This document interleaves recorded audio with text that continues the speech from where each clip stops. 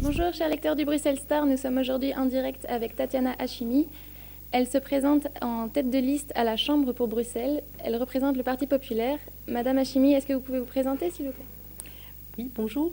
Je suis anthropologue de formation et à ce titre, je suis particulièrement intéressée par une approche transversale de la politique. Très bien. Est-ce que vous pouvez nous expliquer en quoi le Parti populaire se distingue des autres grands partis traditionnels? Justement, les partis traditionnels, depuis 40 ans, mènent des politiques que je qualifierais de sectorialisées, où en fait on découpe en thématiques, on découpe dans le temps parce qu'on ne s'occupe pas de ce qui se passe après l'échéance électorale, on découpe aussi sur le plan géographique, puisqu'on s'arrête à des niveaux de pouvoir qui vont du local en passant par les provinces, donc des niveaux de pouvoir qui n'ont plus vraiment de lieu d'être.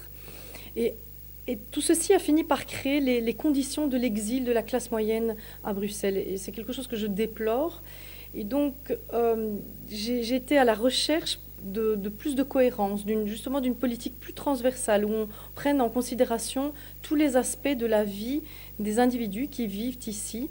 Comme l'école où le décret inscription fait des ravages et pousse de nombreuses familles à quitter la ville parce qu'ils ne trouvent absolument pas d'endroit pour pouvoir scolariser leurs enfants, les problèmes de mobilité, mais tout ça ne peut pas être géré de façon isolée. À un moment donné, il faut pouvoir avoir le courage de proposer un projet de société. Et c'est ce que le Parti populaire propose. C'est une vision beaucoup plus globale où nous voulons permettre de prendre à bras-le-corps tous les problèmes qui sont rencontrés par la classe moyenne et lui permettre de se développer, parce que la classe moyenne est le ferment de la démocratie. Et je suis très inquiète de voir cette classe moyenne pressurisée au niveau des impôts, de la voir disparaître. L'effet de la crise aussi est là. Et c'est toujours sur elle que repose l'ensemble des efforts. Et je trouve que ceci doit absolument changer. Merci Madame Hachimi.